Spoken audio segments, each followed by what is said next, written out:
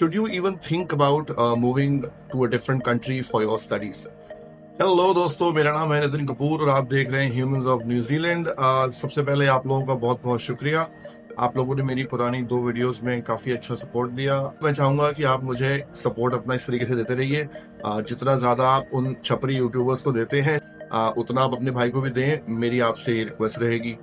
आज का टॉपिक जो होने वाला है वो सिर्फ उन लोगों के बारे में होने वाला है जिन लोगों ने अभी अभी ये डिसाइड किया है कि मुझे इंडिया से बाहर पढ़ाई करने के लिए जाना है and they are considering New Zealand, Canada, Australia. मैंने बहुत डेटा देखा और काफी सारे लोगों की वीडियोस भी देखी जिसमें उन्होंने डेटा स्टेट किया कि टोटल मिला के हिंदुस्तान से करीब करीब 13 लाख लोग जो हैं अपनी एजुकेशन के लिए इंडिया से बाहर जाते हैं। तो मेजरली पंजाब से होते हैं वो लोग, या for that matter Andhra Pradesh से होते हैं, तेलंगाना से होते हैं और या फिर महाराष्ट्र से होते हैं। तो 65% लोग ऐसे होते हैं जो मेजरली सिर्फ 4 कंट्रीज में जाते हैं, जिसमें आता है United states of America, United kingdom which is UK, Australia और कनाडा। और उसमें से भी आप देखेंगे तो 60% जो लोग होते हैं, स्टूडेंट्स होते हैं, वो अपनी मास्टर्स के लिए बाहर जाते हैं और तकरीबन 33% लोग जो होते हैं वो बैचलर्स के लिए बाहर जाते हैं। तो पहली बात तो ये बड़ी क्लियर है यार कि अगर 93% स्टूडेंट्स मास्टर्स या बैचलर्स के लिए जा रहे हैं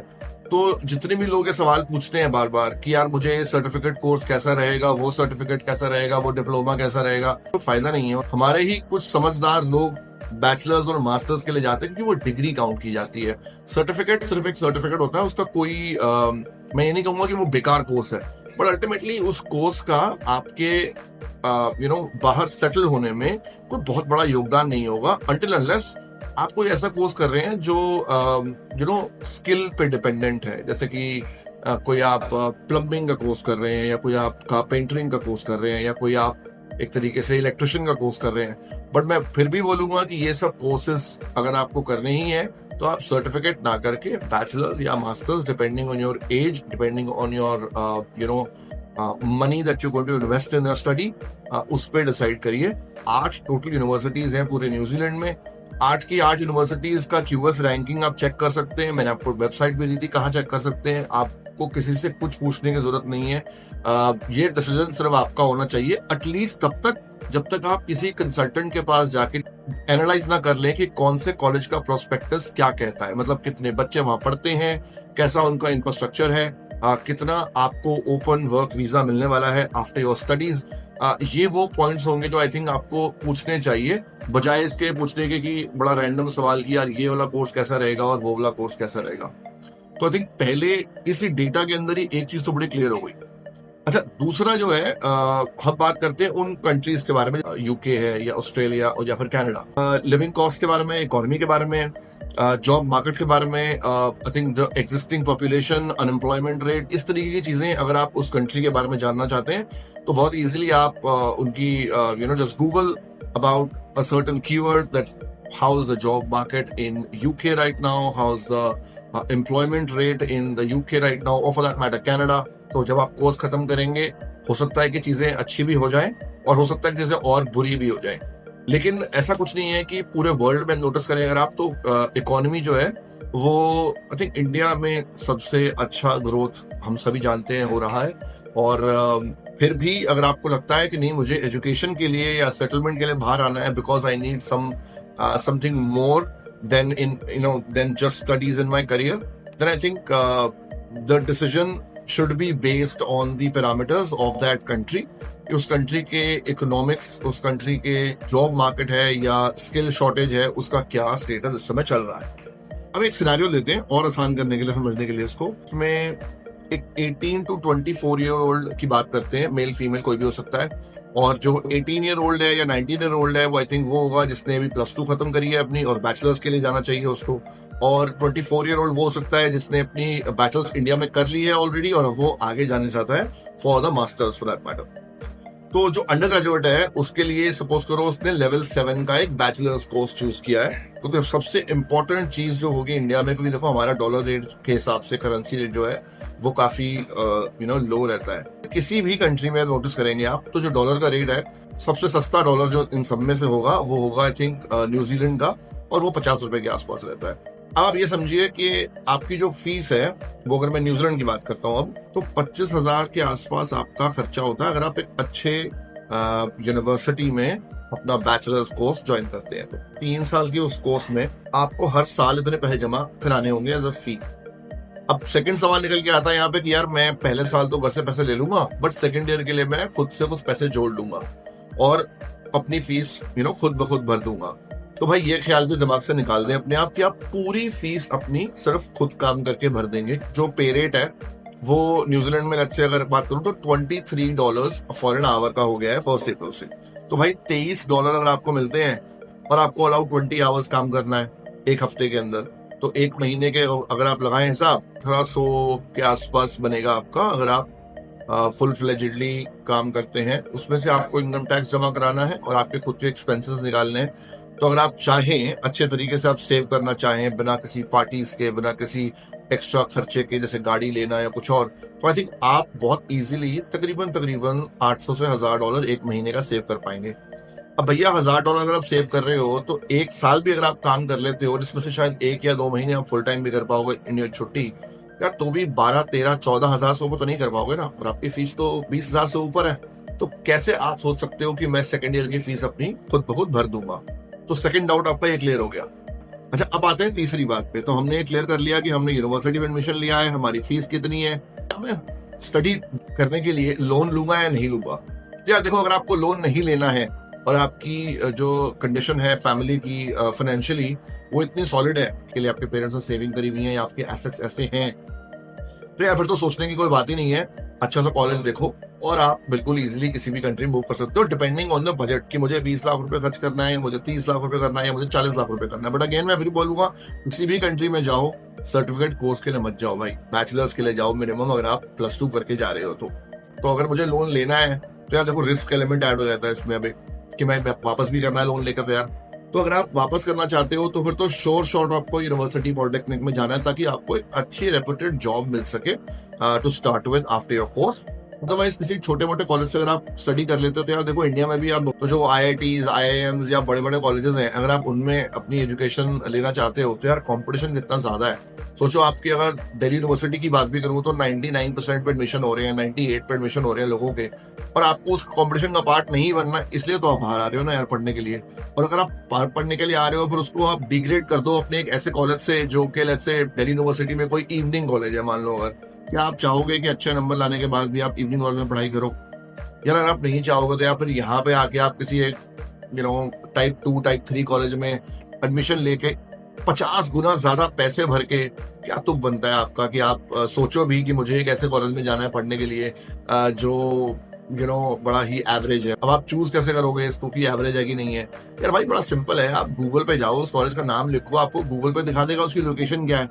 यार अगर लोकेशन में आपको दिख रहा है 5 रिव्यू है, 7 रिव्यू है, इसका मतलब गेम खराब है ना भाई। कोई रिव्यूज नहीं है, फोटोज ही अपलोड नहीं करी हुई है और फेक रिव्यूज है। यहाँ फिर बड़ा आसान है समझना कि वो फेक रिव्यू है, रियल रिव्यू है। सिर्फ बिल्डिंग की फोटो दी हुई है या 4-5 फोटो से अंदर क्लासरूम की दी हुई है जिसमें कुछ है भी नहीं, खाली पड़ा हुआ है। तो यार भाई सोच सकते हो आप खुद ही के किस तरीके का कॉलेज होने वाला है वो। तो ये आपको समझना पड़ेगा कि किस तरीके से आपको फिल्टर आउट करने हैं अपने कॉलेजेस को। और बड़ी अच्छी वेबसाइट्स मैंने बताई हैं आपको, मेरी पिछली वीडियो आप देख सकते हैं, उसमें आप जाके देख सकते हो कि यार कौन सा ऐसा, मैं सिर्फ न्यूजीलैंड की बात कर रहा हूँ, ऐसे ही यूके में भी है, ऐसे ही फॉर दैट मैटर यूएस में भी है। यू कैन इजीली चेक कि कौन सी यूनिवर्सिटी कौन सा कॉलेज किस तरीके से अपना सिस्टम चलाता है।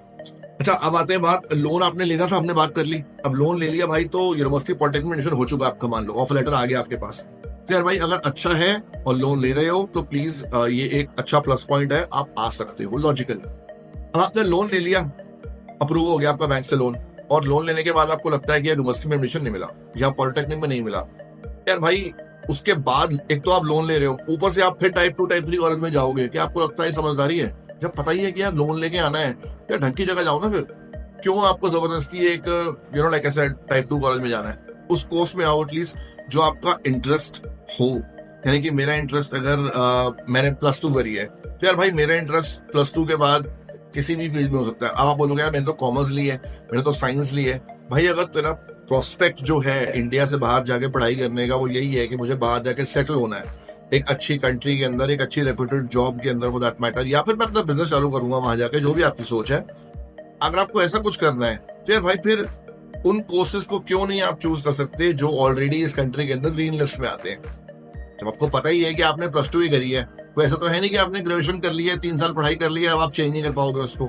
ऐसे +2 ही करी है तो यार भाई वही कोर्स कर लो कम से कम जो ग्रीन लिस्ट में। मतलब मैं ऐसे लोगों को भी जानता हूँ यहाँ पे जिन्होंने कोर्स किया था मैकेनिकल इंजीनियरिंग में या सिविल इंजीनियरिंग में, अब वो उन्होंने देखा कि नहीं यार ये काम मुझे मजा नहीं आ रहा, मैंने पढ़ाई सब कुछ कर लिया है, but now they are running restaurants, they are running gyms, they are running stores which are in the Indian grocery section. So now understand this very clearly कि यार भाई जरूरी नहीं है कि आज जो आप प्लान कर रहे हो 3 साल बाद आपको वही करना पड़ेगा, जिंदगी आपकी वही रहने वाली है।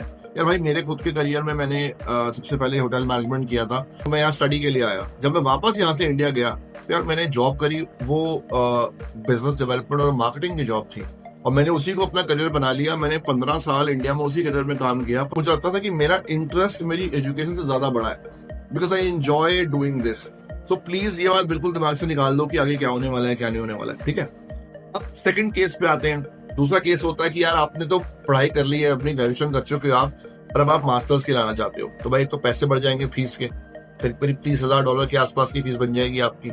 1-2 साल का कोर्स होगा, मिनिमम 1 का होगा, मैक्सिमम 2, क्योंकि कुछ कोर्सेज कुछ स्ट्रीम्स ऐसी हैं जिनमें कोर्स जो है वो 2 साल का है, कुछ स्ट्रीम्स में कोर्स 1 साल का है। अच्छा, अब आपको लोन नहीं लेना है, आपने जोड़ रखे हैं पैसे, आप काम करते थे, you save money, plus even if your dad is helping you और someone else in the family is helping you, तो भाई फिर तो कोई टेंशन नहीं है, फिर तो अच्छी यूनिवर्सिटी देखो और you can take easily admission in masters and move wherever you want, चाहे वो ऑस्ट्रेलिया हो, कनाडा हो, यूएस हो वगैरह, depending on the situation, like I said, जो आपको दिख जाएगी बड़ी क्लियरली। अच्छा, अब लोन अगर नहीं लेना था तो ठीक है, अगर लोन लेना है तो भाई अगेन वो रिस्क एलिमेंट दोबारा आ गया।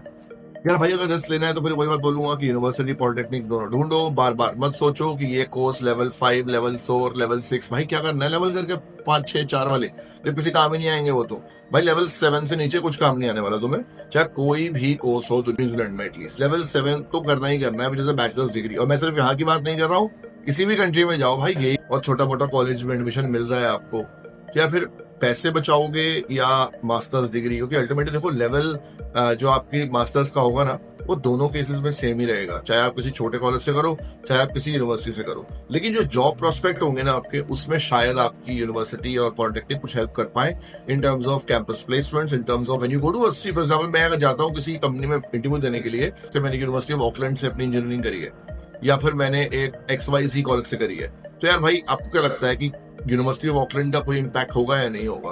क्योंकि एवरीवन नोज कि उस यूनिवर्सिटी का, चाहे वो कैंटरबरी यूनिवर्सिटी हो, चाहे वो ऑकलैंड यूनिवर्सिटी हो, ओटागो हो फॉर दैट मैटर, या कोई भी यूनिवर्सिटी हो, आपको एक सर्टेन थ्रेशोल्ड क्रॉस करना होता है तभी एडमिशन मिलता है। इतना आसान तो नहीं है ना एडमिशन लेना वहां पे भाई।